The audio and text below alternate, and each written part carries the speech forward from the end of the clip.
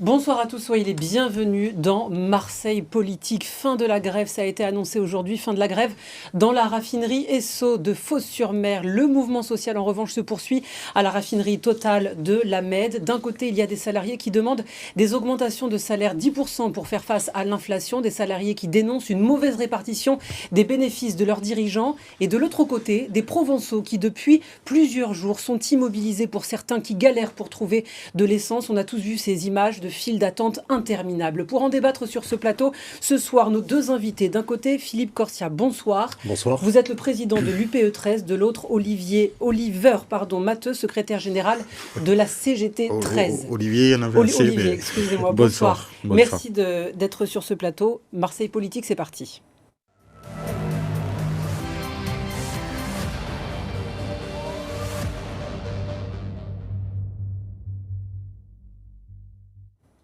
Pour commencer, messieurs, comment vous êtes venus sur ce plateau ce soir ?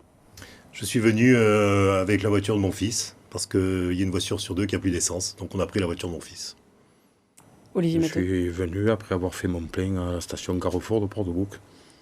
Comment vous avez réussi ? Vous avez galéré, entre guillemets, pour trouver de l'essence ou ça a été... J'ai fait à peu près comme d'habitude. J'ai fait la queue et j'ai rempli mon réservoir. Vous avez attendu combien de temps ? Le temps que ça se remplisse, bien 3 minutes. 3 minutes. Non, monsieur Matteux, il y a 2 heures de queue à Port-de-Bouc. Vous me demandez à moi comment j'ai fait mon plein, je vous le dis. Est-ce qu'on est là pour débattre du temps qu'il faut pour faire un plein ? Non, mais ne pas dire 3 minutes. On peut discuter de pourquoi on en est arrivé là. La fin de la grève a été annoncée cet après-midi par la CGT, fin de la grève seulement dans le dépôt pétrolier de Fos-sur-Mer. Le dépôt Esso, ça veut dire que les salariés sont satisfaits des accords trouvés avec la direction ? Olivier Matteux ? Clairement non. On mesure là les effets de la pression mise à la fois par le patronat et par le gouvernement en usant de réquisitions qui seront de toute façon à terme jugées illégales, mais qui ont fait là aussi leur petit effet au bout de plus de 3 semaines de grève. Et c'est bien ce qui nous met à la fois en colère et en alerte et qui nous amène à appeler nationalement à la grève et à la manifestation du 18 octobre prochain. On en parlera dans un instant, fin de la grève. Philippe Corsia ? Non, pas du tout, pas fin de grève. Mais par contre, dissension à l'intérieur de la CGT. Et c'est ça qui est important. Enfin, en tout cas, c'est ce que je ressens. Il y a une certaine dissension entre les jusqu'au-boutistes et les gens qui sont raisonnables. Et moi, je pense qu'il faut un peu sortir peut-être du dogme et qu'il faut aller vers là où va le pays. C'est-à-dire, on essaye tous de reprendre une activité économique. On a vécu une crise qui a été sanitaire effroyable. Et là, une crise économique tendue. Une tension sociétale aussi énorme. Et là, on sent quand même que ça bouge un peu. Surtout qu'on va en parler avec M. Matteux, que ceux qui revendiquent ne sont pas les plus mal lotis. On va parler dans un instant des raisons. On va revenir sur les raisons qui ont poussé les salariés des raffineries françaises à faire grève. Mais juste pour les personnes qui nous regardent, combien de temps avant un retour à la normale il faut refaire fonctionner à plein régime cette raffinerie de Fos-sur-Mer qui alimente les stations-service ? Certains parlent d'une semaine, on parle de 10 jours, d'autres de 15 jours. Combien de temps pour arrêter de faire la queue aux stations-service ? C'est la plus petite raffinerie de France. Le 18 octobre, la dernière raffinerie qui fonctionnait normalement dans le pays sera en grève. La raffinerie de Petroineos à La Véra. Je ne pense pas que les travailleurs aient décidé de reprendre le travail de gaieté de cœur. Ils y ont été contraints. Donc je ne sais pas combien de temps il faudra pour que la plus petite raffinerie de France se remette à contribuer à l'alimentation en carburant. Ce que vous nous dites, c'est que la fin de la grève à la raffinerie de Fos-sur-Mer ne va pas changer grand-chose dans les files d'attente des stations-service et l'approvisionnement ? Je pense pas. Alors après, il y a des solutions qui ont été trouvées par le gouvernement, puisqu'ils sont allés chercher du pétrole, du carburant raffiné en Inde, qui a été acheté à la Russie. Voilà dans quoi on se trouve aujourd'hui. C'est-à-dire que pour imposer aux travailleurs en lutte une défaite, on préfère aller chercher en Russie les moyens de casser la grève, plutôt que d'imposer à Total et à Esso, qui sont gavés et d'argent public et de milliards créés par leurs salariés, de leur imposer de négocier l'augmentation des salaires qu'ils réclament. Justement, on va voir les chiffres parce que ces 3 semaines de grève a donné lieu à une guerre des chiffres en France avec les salaires. Regardez, il y a d'un côté les salaires, le salaire moyen qui a été communiqué. Alors ça, ce sont les chiffres des bénéfices de Total Énergie, par exemple, 19 milliards avec une hausse du salaire du PDG de Total de 52%. Ce que demandaient les salariés durant cette grève, c'est une augmentation de 10% de leur salaire pour faire face à l'inflation. Finalement, c'est pas l'accord qui a été trouvé. Et puis il y a cette guerre des chiffres qui a donné lieu à de nombreux commentaires puisque Total a communiqué le salaire moyen d'un opérateur spécialisé dans une raffinerie. Voilà, ça ce sont les chiffres communiqués par Total. 5 000 € bruts en moyenne par opérateur avec les primes, avec tout l'intéressement, tout compris à l'intérieur de ce chiffre. Ce chiffre qui a été démenti par, regardez, les syndicats qui nous ont communiqué ce chiffre, 3 000 € bruts moyens. Et puis il y a encore un autre chiffre.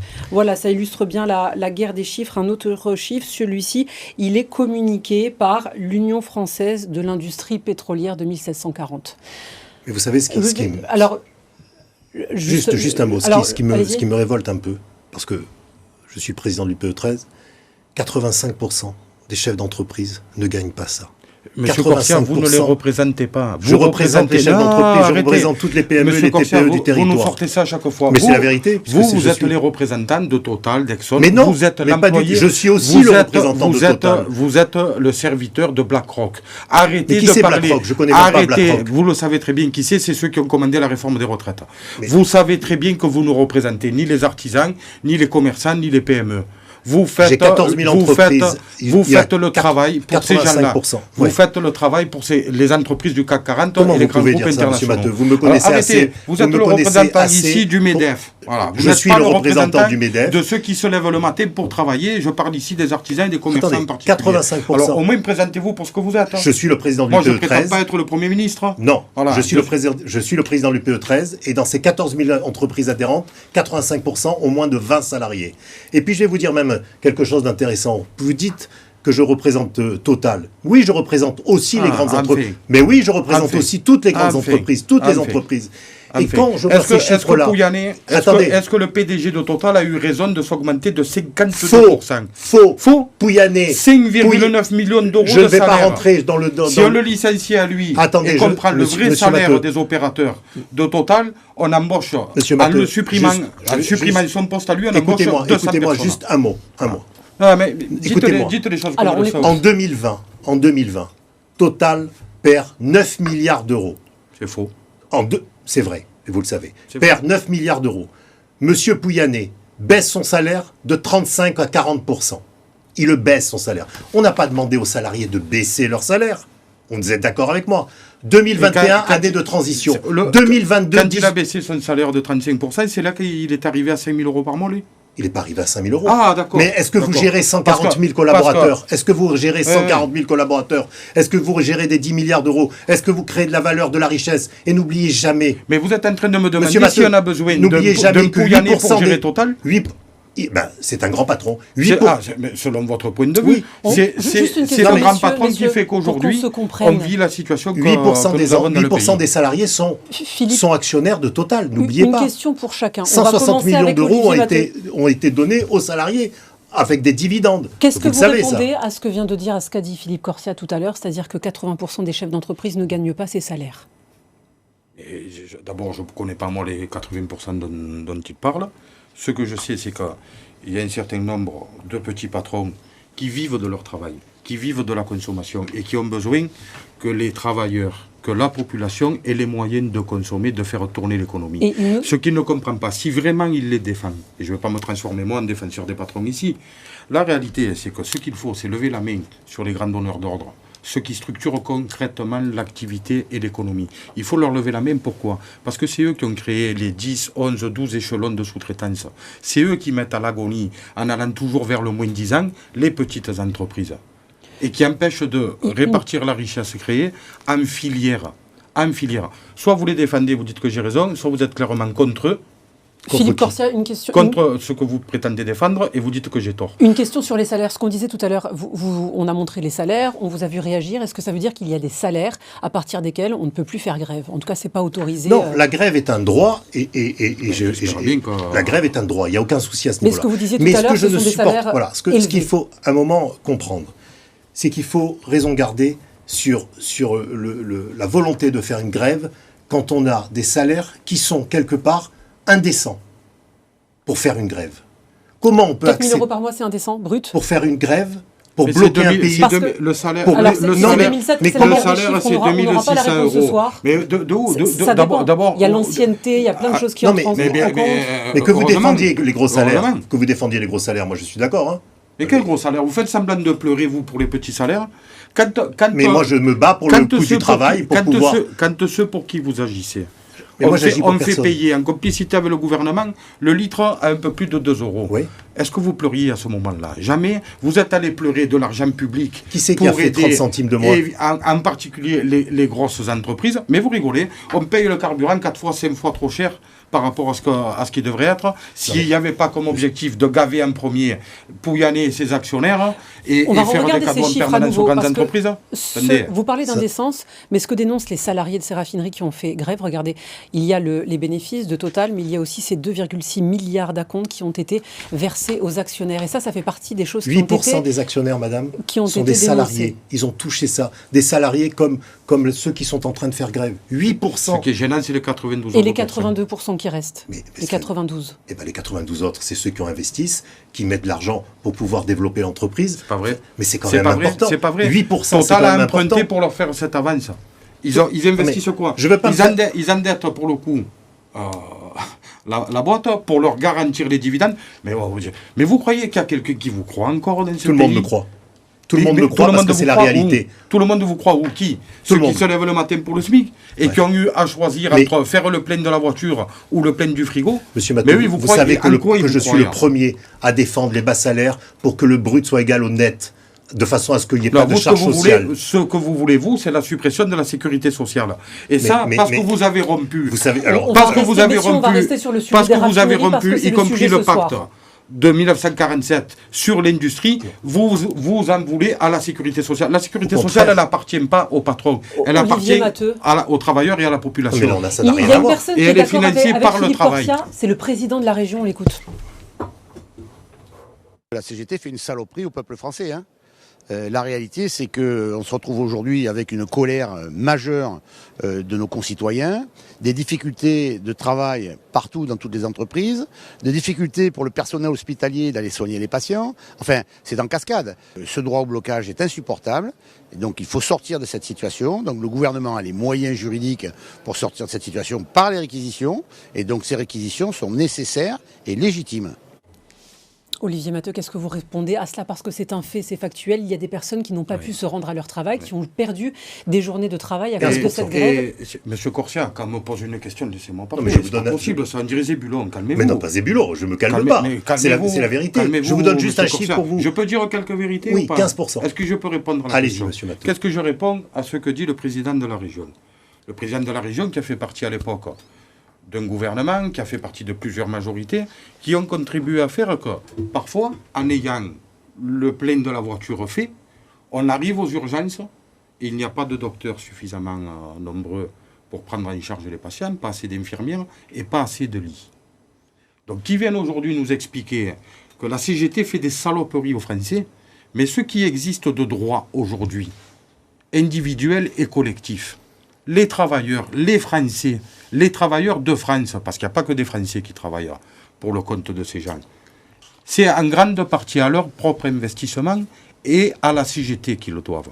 Donc, considérer que nous faisons des saloperies aux Français quand on dit on doit pouvoir vivre dignement de son salaire, je pense que ça démontre, comment il considère, lui, l'immense majorité des Français, en tout cas celles qui se lèvent le matin pour aller travailler. Et juste rapidement, comment vous justifiez à ces personnes qui ont galéré, qui ont perdu des journées de travail, qui ont passé 3 heures dans la file d'attente la nuit, est-ce que vous leur dites, finalement, ça fait partie de la lutte? Très concrètement, je les invite à mesurer l'ampleur de l'attaque qui est portée contre tous les travailleurs dans la période, à savoir la remise en cause du droit de grève, la remise en cause de la possibilité d'agir individuellement et ensemble pour se défendre, pour aller à la conquête de droits nouveaux, pour défendre notre sécurité sociale, notre hôpital public, pour pouvoir revendiquer des augmentations de salaire et de meilleures conditions de travail, des investissements dans les outils de travail qui sont pour l'essentiel dans de très très mauvais état si on reste sur l'industrie. Je les invite à faire grève le 18, à venir avec ceux de leur camp, dire à ceux du camp d'en face, maintenant vous vous êtes assez gavés, vous nous avez assez opposés les uns des autres, vous avez assez joué avec nous, vous avez assez détourné nos regards des vrais problèmes en faisant croire que le problème il était entre ceux du public et ceux du privé, ceux qui étaient en emploi et ceux qui n'y étaient pas, ceux qui étaient avec la bonne carte d'identité et ceux qui n'avaient pas la bonne. Alors qu'en réalité, pendant ce temps-là, ils nous ont volé des milliards et des milliards qui auraient pu participer à la réponse aux besoins des gens. Philippe Corsia. Monsieur Matteux, j'ose espérer que vous ne croyez pas ce que vous dites, parce que c'est tellement faux, et vous êtes dans un dôme qui est dangereux. Franchement, je suis la branche dure de la CGT. C'est ça que vous vouliez dire? Vous l'êtes. D'accord. Mais ça, vous l'avez toujours dit. Vous êtes la branche dure. Une branche molle, quand on s'appuie dessus, elle le casse. Oui, et bien écoutez, là, la grève est en train de se casser. Vous voulez jouer à ça? Oui, elle est en train de se casser, la grève. Oui. Vous êtes le seul à avoir appelé la grève générale. Un coup de char, c'est facile. Il n'y a pas de coup de char, ils n'ont rien fait. C'est la justice. Allez à Flandre. Vous avez des images de Flandre? Oui, des centaines de CRS pour imposer à des gars de retourner au travail alors qu'ils sont en grève pour nourrir leurs petits. Vous savez, je vous le dis avec force et détermination, monsieur Matteux, avec force et détermination. Vous êtes un militant. Je suis un militant également. Moi, je suis un militant de l'entreprise et des entrepreneurs. Ouais. Moi, je suis dans l'intérêt général. Et j'ai l'impression que ce conflit est en train de vous entraîner dans l'intérêt particulier de certains. Oui. Ce n'est pas du tout la bonne méthode pour pouvoir sauver actuellement un pays comme la France. Vous avez raison. On est là sur la défense d'intérêts particuliers. Mais pourquoi? Nous défendons les intérêts particuliers de l'ensemble des travailleurs de ce pays que vous faites galérer en les payant comme des trimards. Alors que les caisses des entreprises du CAC 40 le sont remplies et en grande partie par de l'argent public. Vous voulez qu'on parle du plan de relance? On peut parler 70% de la somme qui a servi à garantir les dividendes. Des entreprises qui ont expliqué que le licencier, que le fermer des unités de production pendant que le mettaient leurs salariés au chômage partiel. Vous voulez qu'on parle de ceux qui ont triché sur le chômage partiel, qui ont fait travailler leurs gars à temps plein? d'1% peut-être, de 0,5%, de 0,5%. Mais vous avez 15 personnes. C'est le fameux chômeur qui profite du système. 15 personnes qui bloquent un pays. 15 personnes qui bloquent. Oui, 15 personnes. 15 personnes. En tout cas sur la Ça MED. fait des années que vous expliquez que dans les industries ça ne travaille pas, que les ouvriers français ne sont pas productifs. On est en train de vouloir réindustrialiser. Ils ont bloqué le produit. On veut réindustrialiser la France. Vous réindustrialisez rien du tout. On veut le savez. faire. Vous cassez l'industrie. Le patronat, vous laissez dépouiller. Vous savez quoi? Vous laissez dépouiller par la finance internationale. Vous êtes à la botte du patronat et du capitalisme américain. Non, mais c'est pas du dogme, c'est la réalité. C'est la réalité. Il n'y a jamais eu autant d'entreprises sur mon territoire. 90% des entreprises sont des entreprises familiales. Et les outils de travail de notre pays. Oui, juste, vous en êtes incapable. Alors, juste, les 85 ou 90% des entreprises du territoire sont des entreprises familiales. Je les représente comme je représente les grandes entreprises ici. Les difficultés du territoire sont terribles. Vous parlez, c'est rien, il y a un peu de queue d'essence. 15%. Moi, je ne vais pas parler, c'est rien. Hein. Non, 15% des collaborateurs des entreprises qui travaillent dans les entreprises adhérentes de l'UPE 13 MEDEF peuvent pas aller travailler. 15%. Si on continue comme ça, c'est un pays qui va être bloqué. Alors la question que je vous pose, mais elle est toute simple. Est-ce que vous souhaitez bloquer le pays pour pouvoir ensuite arriver à je ne sais quoi? Mais qu'est-ce que vous souhaitez en faisant ça? Puisque le carburant, il n'y a rien de pire, on ne peut plus se déplacer. Si vous bloquez, parce que j'ai vu que vous souhaitez aussi bloquer les transports, la SNCF est appelée à une grève générale. Mardi prochain, appel à la grève. Et vous-même, vous êtes le seul patron de territoire à avoir appelé à une grève générale. Même votre délégué, M. Martinez... À une grève générale? Ou une grève... Vous m'avez pris pour Arlette Laguillet, moi? Je sais pas. D'où vous avez entendu grève générale? Vous avez appelé... On appelle tous les travailleurs du pays, à se mettre en grève. C'est pas une grève générale, ça? Dès mardi. Ça, c'est dans votre bouche à vous, j'en sais rien, moi. Quel secteur? Vous êtes un gauchiste, Olivier Matteux, quel secteur? Moi, je suis un gauchiste. Oui, vous êtes un gauchiste de droite. Et vous êtes de droite, un gauchiste à défendre les plus gros salaires. Oui, je sais, oui. Pour ceux qui nous regardent, appel à la grève, donc pour mardi prochain. De quel secteur? Quel secteur, concrètement, vous avez appelé à la grève? L'ensemble des secteurs professionnels. Donc, la SNCF, tous les secteurs. La fonction publique, la protection sociale, enfin les organismes sociaux, les employés du commerce. Trouvez-moi un travailleur qui n'est pas concerné par l'atteinte aux droits de grève qui viennent d'être faits par le gouvernement. Philippe Corsia. Dites-moi, est-ce qu'il y a un seul travailleur dans ce pays qui n'est pas concerné par le fait que le gouvernement envoie un message très clair, c'est quand vous allez vous battre pour défendre vos droits ou en conquérir de nouveaux, on va vous obliger de force à retourner au travail. Après, la réquisition dans les entrepôts, elle a un cadre légal, c'est-à-dire quand il y a un danger imminent. Non, à chaque fois, ils se sont fait. Non. Mais quel danger? Et est-ce que vous avez... Mais quel danger? Le danger de soignants qui ne peuvent pas aller travailler, Vous voulez que je vous par dise, en grande partie, la pénurie, à quoi elle est due? Après, je reviendrai sur le fait qu'à 15, on bloque le pays.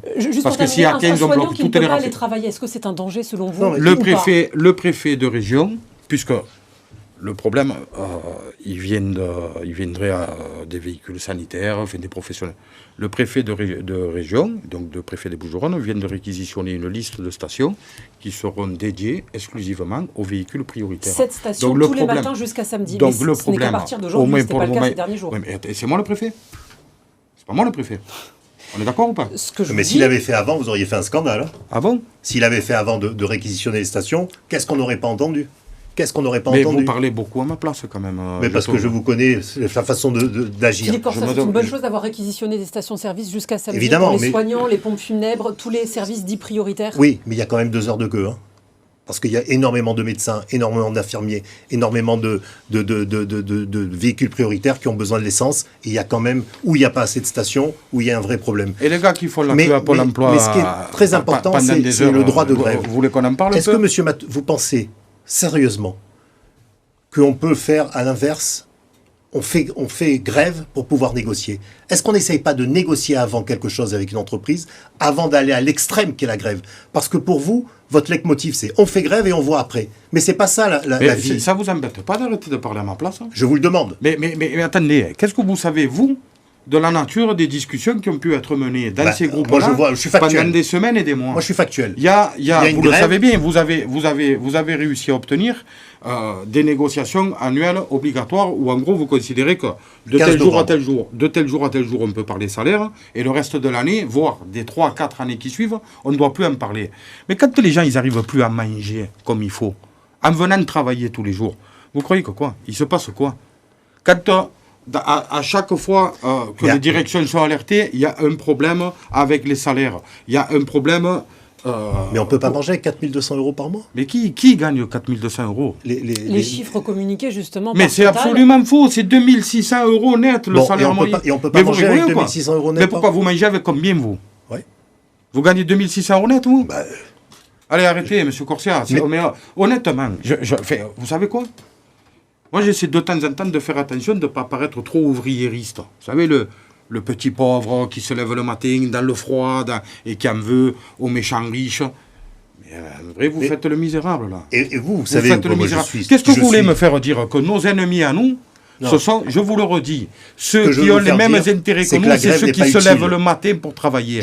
Un boulanger, il travaille toute la nuit. Un artisan, il est sur ses chantiers. Et si vous voulez qu'ils s'en sortent, cela, au lieu de parler de suppression de charges qui n'en sont pas, qui sont des cotisations sociales qui alimentent notre modèle social. À cela, vous feriez mieux de leur dire, mettez-vous avec vos travailleurs et agissons pour ceux qui mettent les salaires dans cet État, ceux qui mettent les travailleurs dans cet État, il faut les combattre. Quel moyen d'agir pour les travailleurs? Vous n'êtes pas le défenseur de ceux qui ne mangent pas leur faim. C'est pas vous. D'accord. C'est une pas entreprise, vous savez, je vais, si vous permettez, peut-être ça c'est mon rôle, je vais vous faire une petite leçon d'économie. Si vous voulez. Bon. Je vous écouterai comme j'écoutais mes profs à l'école à l'époque. Donc pas beaucoup ou vous les écoutiez? C'est à vous de juger. Quand on crée une entreprise, c'est le chef d'entreprise qui a une idée. Il met des fonds, il met de l'argent, il investit, il devient caution. Une fois qu'il a son idée et qu'il a créé son entreprise, il embauche, il crée des salariés. Ensuite, il se développe. C'est ça. Et c'est un cercle vertueux. L'entreprise est un cercle vertueux. Nous avions un service public de l'énergie à l'époque, du gaz et de l'électricité. Je vous parle d'une entreprise. Non, mais moi je vais vous l'expliquer. Là, vous parlez d'autre chose. Votre chef d'entreprise qui a une idée. Oui. Les quelques-uns qui sont venus investir sur le marché que vous avez ouvert, vous et vos collègues, de l'énergie, et qui se sont gavés et qui continuent à se gaver et qui font aujourd'hui il y a 12 millions de gens qui vivent en précarité énergétique alors que c'était un marché public, un monopole public qui garantissait à tout le monde l'accès à l'énergie, gaz et électricité au même tarif n'importe où on se trouve sur le territoire. Qui a eu l'idée de faire ça? Qui a eu l'idée? Quel patron a eu Olivier l'idée Matteux, de on faire est ça? obligé, Quel parce génie? qu'il nous reste 3 minutes, on a plein de questions à vous poser. Si la grève se poursuit, quelles conséquences pour les entreprises du département? Est-ce qu'on peut imaginer des faillites? Ce sera une responsabilité historique. Mais je dis non, responsabilité historique dans les prochains jours de la CGT de créer, et je vous le dis droit dans les yeux, monsieur Matteux, la fracture sociale. La fracture sociale. Elle sera créée par vous. Ce que vous reprochez au patronat, ce sera vous qui l'aurez créé. Alors, cette fracture d'empêcher les gens de travailler, de ne pas pouvoir aller travailler. Nous, les TPE-PME, quand quelqu'un ne vient pas travailler, on n'a pas la possibilité de payer ça. On n'a pas possibilité. Donc c'est pris sur les jours de vacances. Donc il faut arrêter cette grève. Et je vous le demande vraiment, je vous le demande, au nom du territoire, au nom des entreprises, allez ce soir négocier avec Total, puisque ce soir à 20h, il y a une grande négociation nationale. Trouvez des solutions et arrêtez cette grève. Et repartons sur des fondamentaux qui puissent permettre à nos territoires de continuer à grandir. Et les entreprises et les salariés, parce que je vous rappelle que la moyenne des augmentations de salaire, la moyenne des salaires, c'est 6%. Aujourd'hui, on va vous laisser terminer. Ils ferment des entreprises aujourd'hui. Particulièrement parce qu'elles n'ont plus les moyens d'assumer l'augmentation du coût de l'électricité et du gaz. Et ça, ce n'est pas la CGT. C'est pas vrai. Et ça, 350 entreprises ont été aidées par le gouvernement. Mais des entreprises aidées par le gouvernement, il y en a. 350. De l'argent public, vous le refusez jamais. La réalité, c'est qu'il y a aujourd'hui des usines qui arrêtent de produire parce qu'elles ne peuvent plus faire face au coût de l'énergie. Et ça, c'est pour avoir répondu à vos desiderata, à vous le patronat, qu'à l'époque, on a cassé le service public de l'énergie qui, encore une fois, garantissait aux entreprises et aux usagers l'électricité et le gaz les moins chers du monde quasiment et accessibles partout. Et ça, vous l'avez cassé et maintenant vous pleurez. Merci. Je pleure pas. Rendez-vous le 18 à midi. Merci Philippe Corsia, merci Olivier Matteux d'être venu sur le plateau de BFM Marseille-Provence. Pour ce débat, vous restez avec nous. On se retrouve après une courte pause. À tout de suite.